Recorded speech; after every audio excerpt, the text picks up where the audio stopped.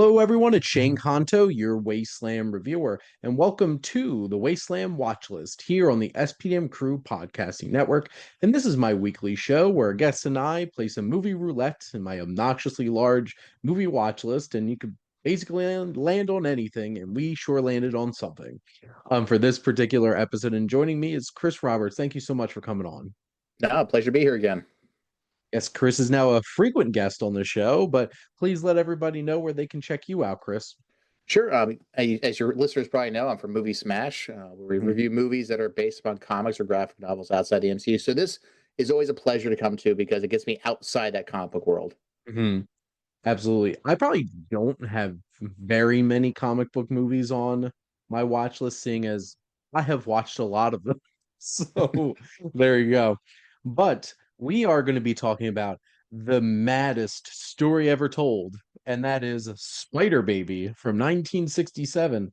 This film was released December 8th, 1967, runs about 80 minutes. It only had a budget of $65,000, starring Lon Chaney Jr., of all people, popping up in a late in career role, and also on the opposite end, a very early career role for Sid Haig, who would wind up becoming a pretty common co-star in a lot of Rob Zombie's horror films. Oh yeah. I am not a big fan of Rob Zombie's horror films. I do like his music a lot, but Sid Haig certainly was one of the ones that was really big standout in a lot of those films. This has become a cult classic horror comedy. Carl Chancer was working as a private investigator when he came up with the story for this film, which is very interesting. They only paid Lon Chaney $2,500 to come in and work on this film, keeping that budget low. Oh Um, yeah.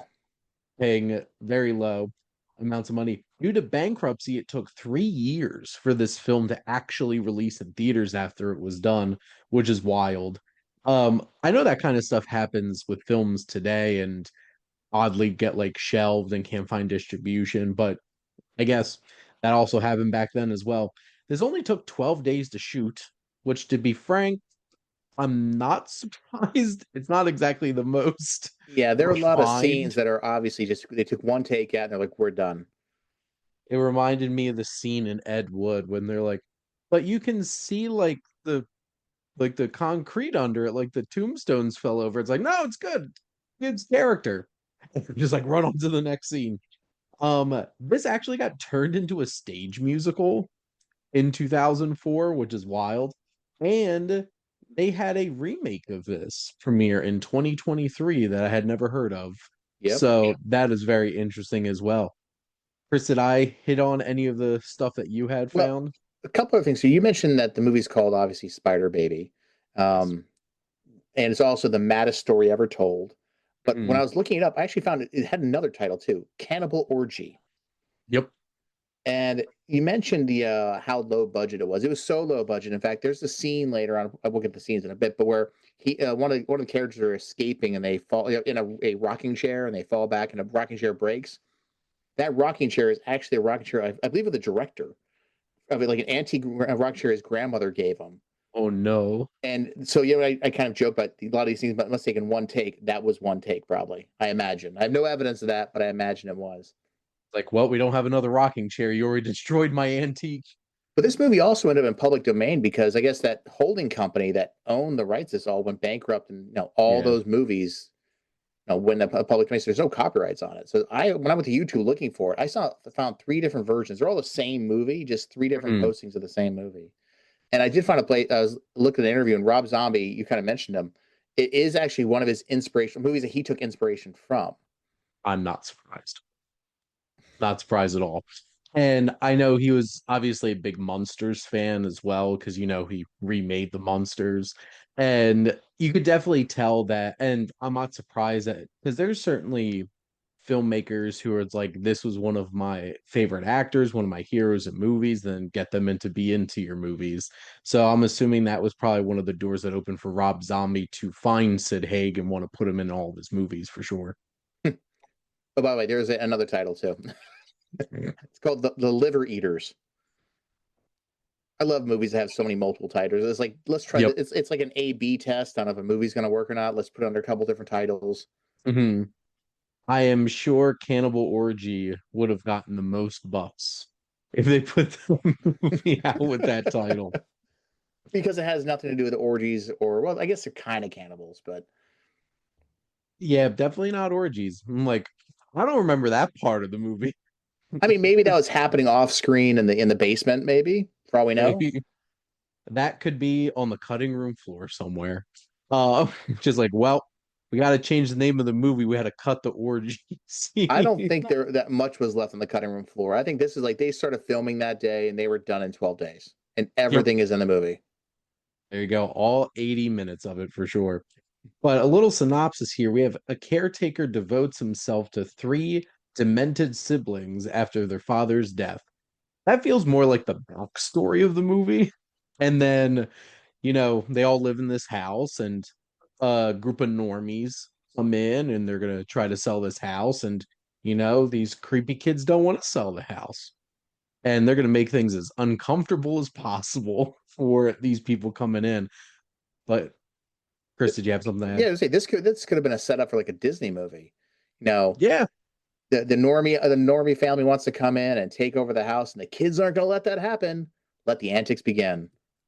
Well, and that's a funny thing because like I thought of so many other because like this definitely has like Adam's Family and Munsters vibe on the surface of this idea with you know it's this weird collection, this family living in this weird mansion, and then a bunch of normies show up and things get weird. Like that's exactly the Munsters. It's the Adams Family, Oh yeah. and this is just a little bit more demented than that. And but like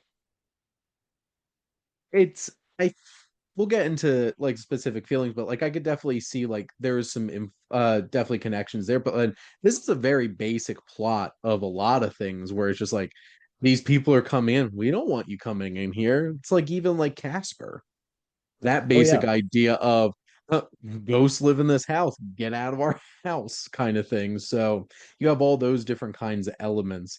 So they're certainly playing around with some familiar territory, and it'd be interesting because I don't remember when the Addams Family and the Munsters first came out.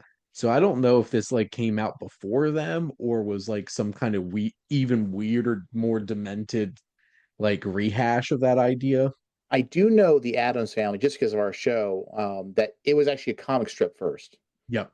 then became. So I don't know when the comic strip was initially around, but it could have been the 50s or the 60s. I feel like something we need to look up, but See, this is research I should have done, and it's in my notes. But while I peruse the internet, Chris, what were your general thoughts on the film? so this movie opens up sort of it's very yellow, right? Like they use some sort of filter on it. Like it feels old timey, but didn't Hmm. have to feel that old. Like it did, that was a choice that they made.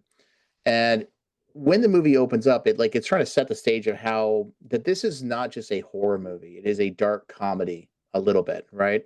Yep. Because there's the messenger who's going to deliver this important message to the family that the normies of the family are going to come and basically take over the house Hmm. because the father has passed away. We don't know when the father's passed away, but it initially it feels like it probably happened a while ago. However, the fact that the will is happening now, it could not have been that long ago. Yeah. What I mean by dark comedy is the messenger comes in. He is, confused by where he's supposed to be going. The first family he sees is like, we will not tell you where that house is because even if we knew, we don't know because we will not steer people that direction. And then as soon as he walks in, he like leans into the window to look into it, and the spider baby, which is really just the eldest of the two daughters, I believe, because she is the Hmm. craziest, Yep. throws a net on him like a spider, and then holds two knives, like basically fangs, and murders this man. So half his body's hanging out into the public, and half his body is inside. And then they go about their business. Now the caretaker shows up. He doesn't change. He doesn't. You think like maybe they would drag him in? No, he's left hanging there. And I don't Yep. even remember when he's actually pulled this. Oh, that's right. I think the caretaker takes his body away or something. But nonetheless, it has this really sort of dark wackiness feel to it because they're having scenes talking with his body hanging out of a window Yep. behind them. So it really sets the stage as really a dark comedy. I wasn't sure what I was going to get into because We never know. 60s horror movies are all over the map. Yep. Well, and I did look, the Addams Family comic strips started coming out in 1938. So they'd been around for a couple decades, and even the Munsters came out. What's interesting is the Munsters came out the year this movie filmed, and then the Munsters ended when the movie came out. So thinking about that 4 year gap where this was like hanging in limbo or whatever, it's just like Yeah. that's an interesting little nugget there for sure. But no, this is definitely that kind of like weird cult classic horror comedy that like you would probably sit in a room with a bunch of your friends and just like have a good time with this. And because it's like it's such a strange odd movie with these really weird characters. Like these three kids are, which first off, yes, the spider baby is quite twisted for sure, and we learn that right from the start. And Ralph, who Sid Haig plays, is just like really awkward and creepy, but like he because he doesn't like interact or engage with people or anything He like does that. not speak during the entire movie. No. And the two sisters though are so creepy. And but it's also like there's moments where these like especially the like the main guy who seems slightly oblivious to all this weird stuff. They're like, "Come on in." I'm like, that look tells me no, I should go the other way. Like, nope, does it anyway. So I think we should let our listeners know as the sort of the premise behind this, because Yep. essentially the movie opens up with a gentleman, which I was watching this, and my first thought was Fact or Fiction with Commander Riker, where Mm, him sitting there like, here's this crazy tale. It's true, wink, wink. And he starts reading a book about a disease. I've heard there's mm, something syndrome or something that has long since expired because it followed only one family line. And the way the mhm. disease worked was whenever the child on their 10th birthday would start regressing, and I don't mean by maturity regressing, but in like their civility, like they became Yep. barbaric in that. And really, it was that they go mad, is what it is. And this one family line has this. And so that's where this movie starts, is that we meet this family. Yep. And the caretaker of the family is not, of course, related to them at all, but he made a promise to the father he would take care of the family. And he says in a nice little exposition dump at the beginning when we meet the Yep. normies that he was it that it's due to incest.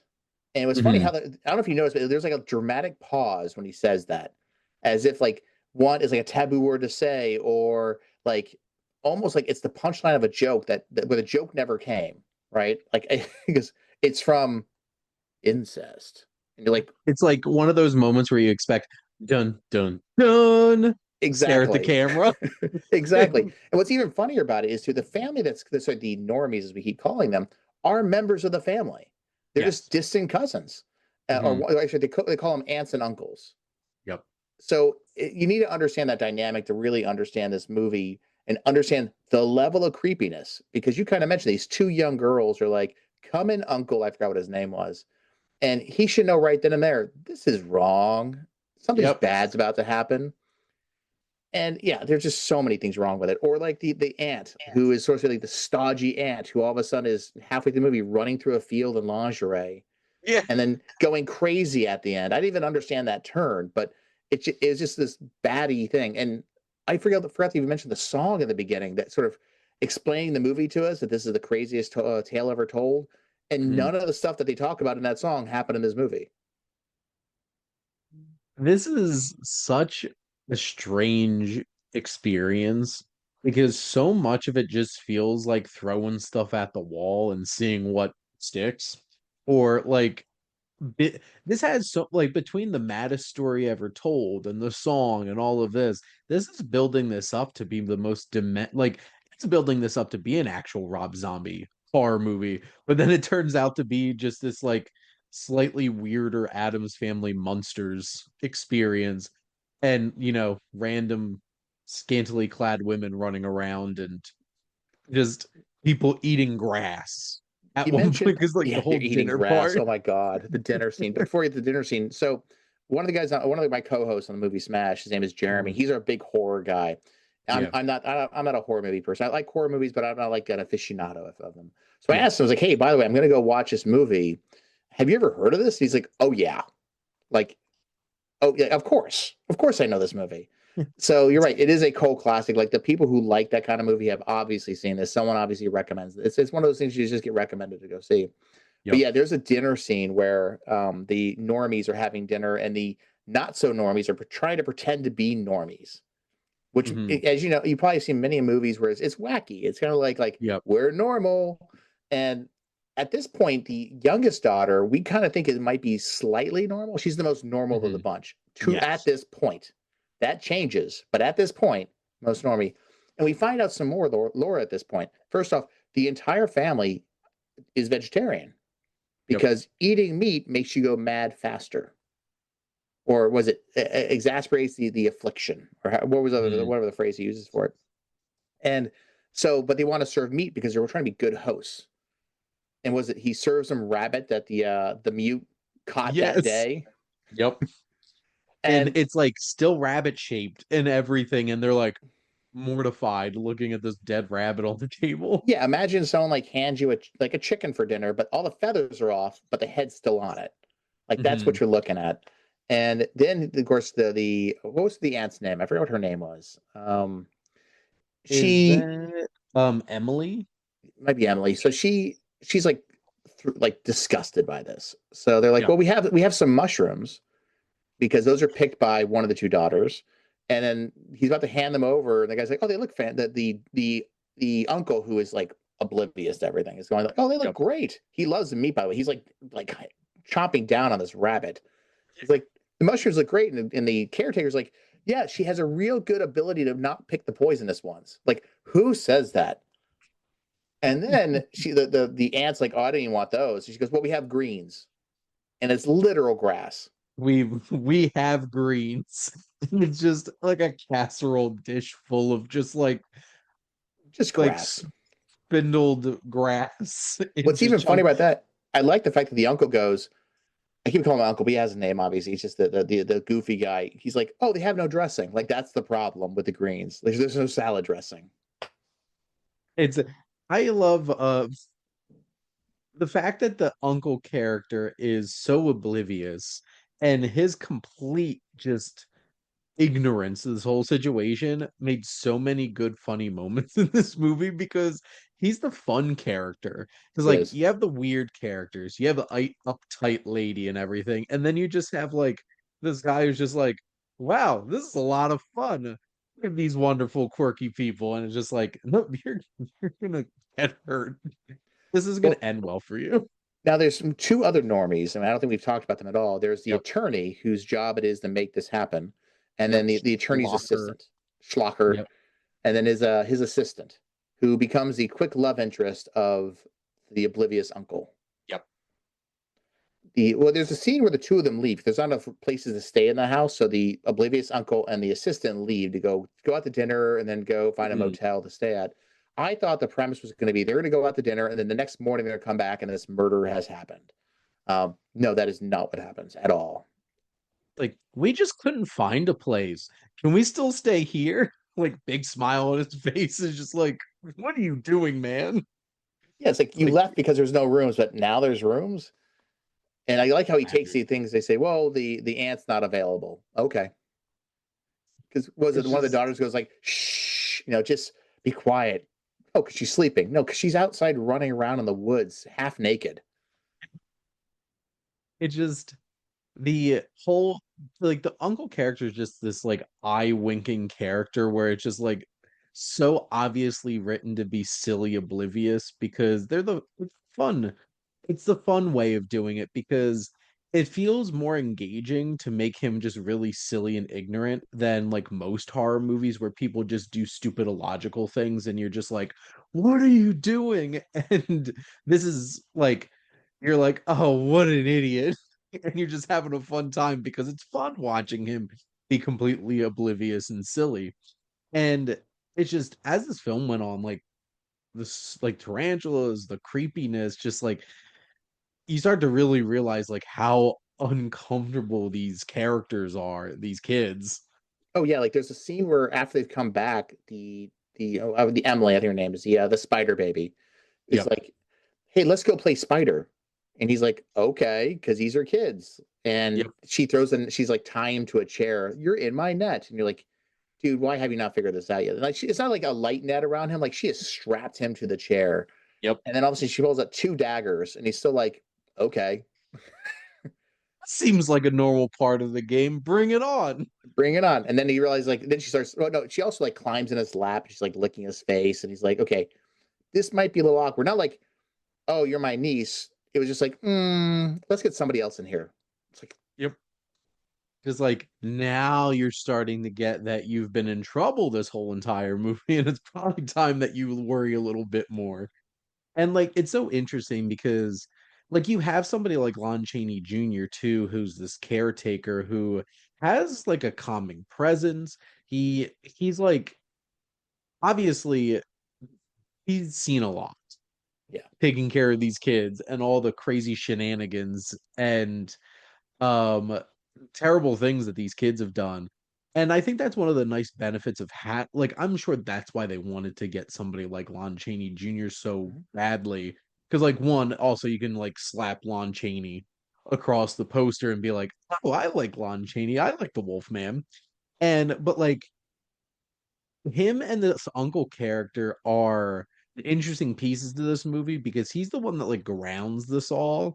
And like if it was just the kids, I think immediately this is really creepy. He's the one trying to like logic stuff out and like smooth things over, and Oh it's just yeah. like, and it just to your point where he's just like, oh yeah, she's really good at not picking the poison ones, and it's just like, wait, what? What did you say? And his presence and the uncle's presence are, I think, they were the most fun to me.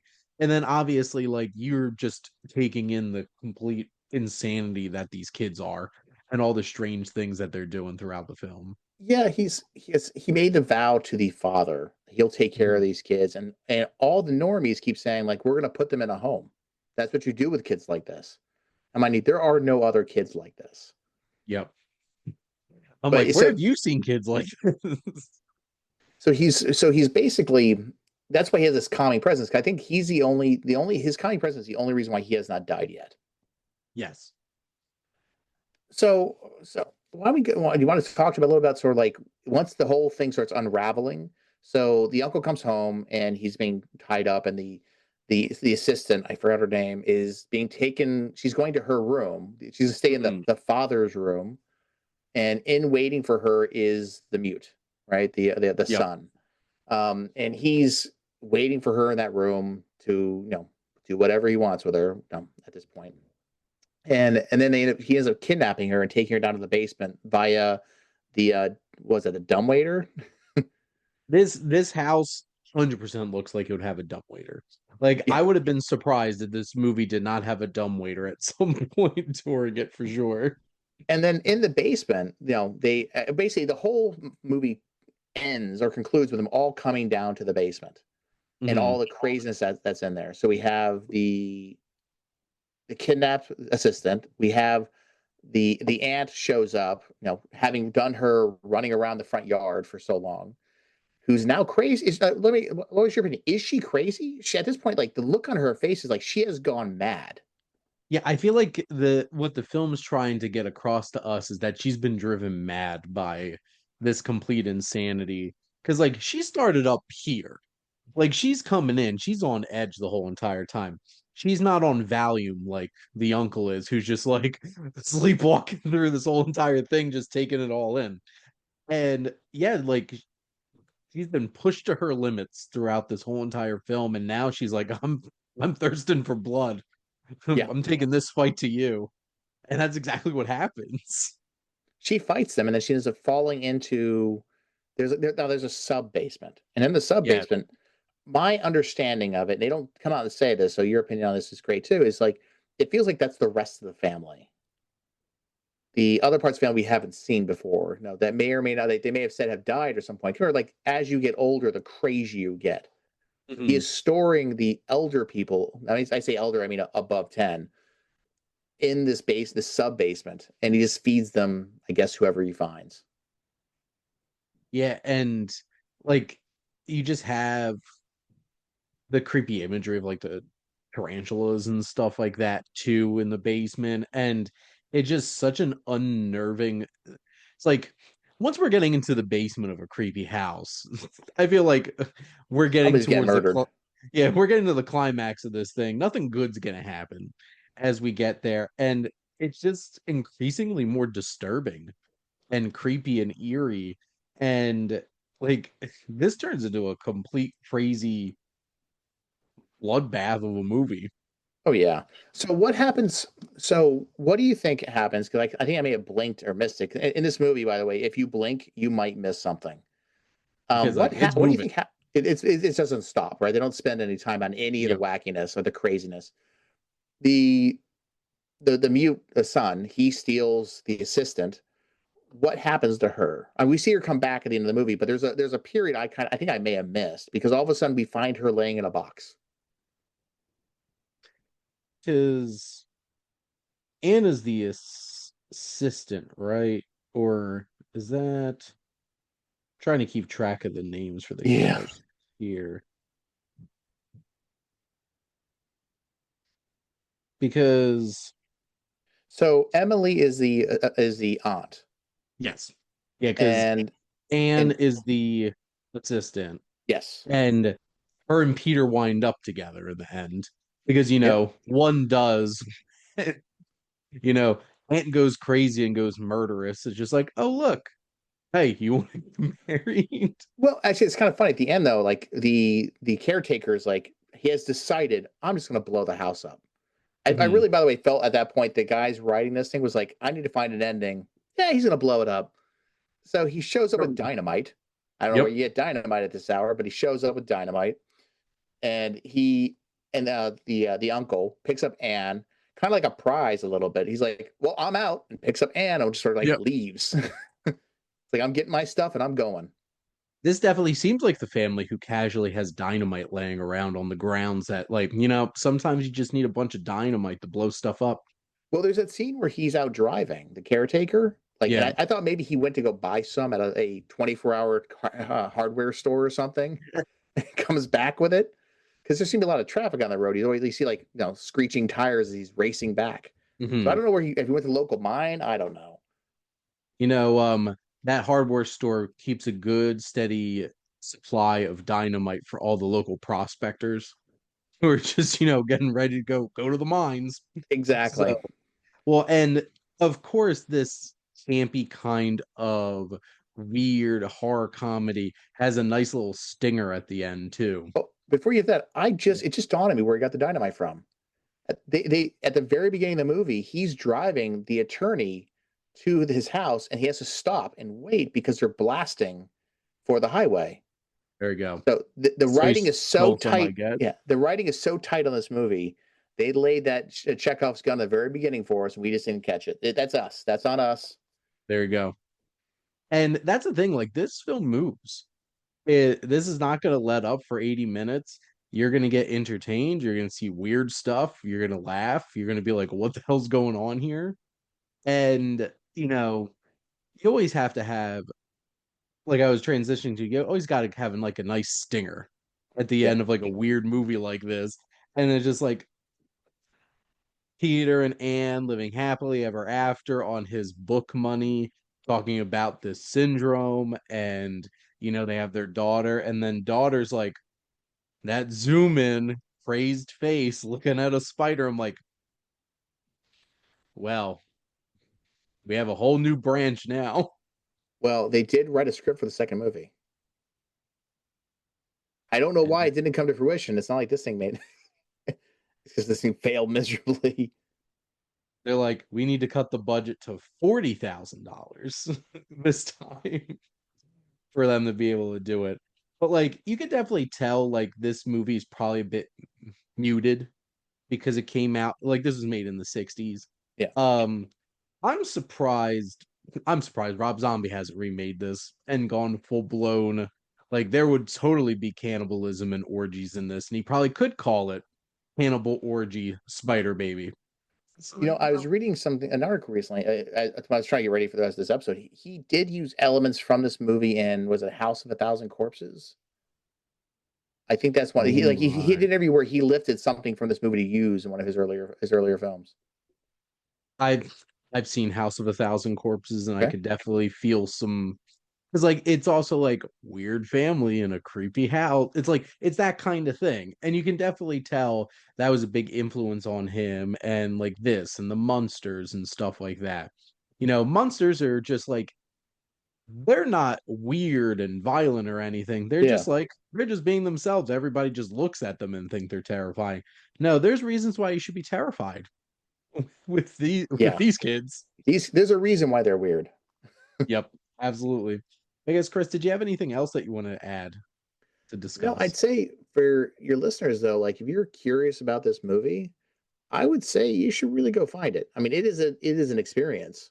Well, yeah, and it's easy to access too, because like you mentioned, there's multiple editions of this on YouTube for you to just to pop on and watch. It's 80 minutes.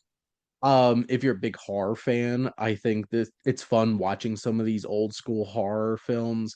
I don't A lot of the horror films that I've seen from this era are mostly Hammer horror, and also Vincent Price stuff. Because Vincent Price was like Yeah. king of horror in that era of filmmaking. Because it really wasn't until I feel like the late 60s into the 70s where like horror really started booming. You have stuff like Rosemary's Baby at the very end of the 60s from Roman Polanski, but then you have Texas Chainsaw Massacre, and you have The Hills Have Eyes and Halloween all throughout the 70s.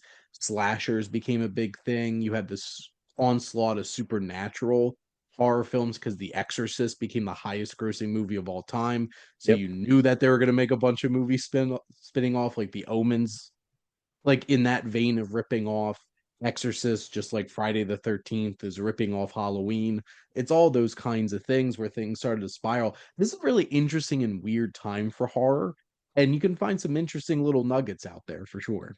Yeah, well, they say horror movies go in a cycle, right? They go Hmm. in waves, and I think this was the wave of the creepy family, and Yes. eventually get to the slashers, and eventually get to the occult and all this other stuff. But this is the era of creepy families.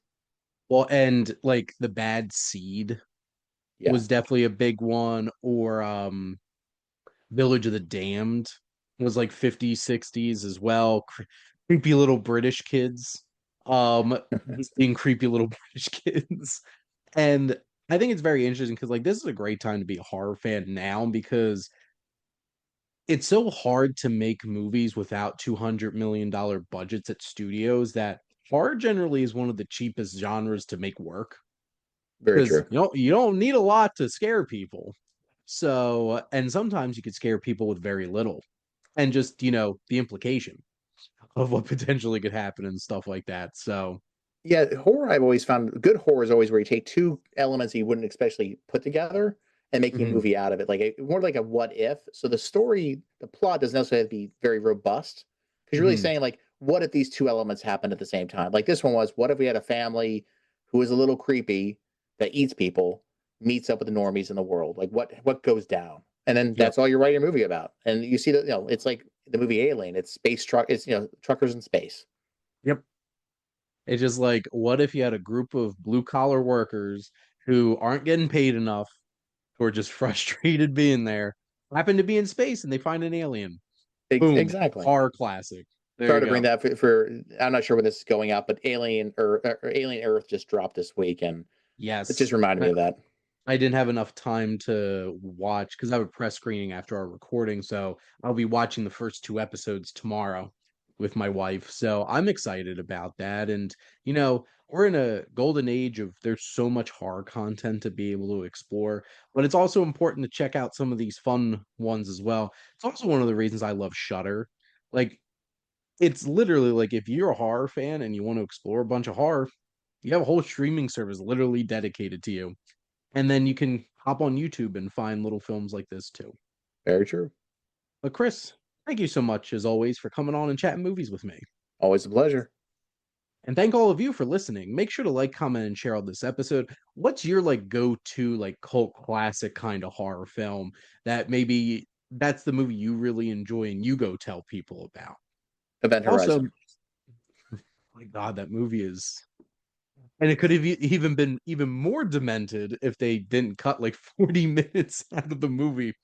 The hidden director's cut. Sorry to interrupt your closing. The hidden director's cut. I want to see it. I don't have it, but it's one of those things that just disappeared. I'm like, I don't know what happened to Paul W.S. Anderson. It's like comes out of the gate with Event Horizon and even like the Mortal Kombat movie, which is a lot of fun. And I don't know, but Event Horizon is something for sure.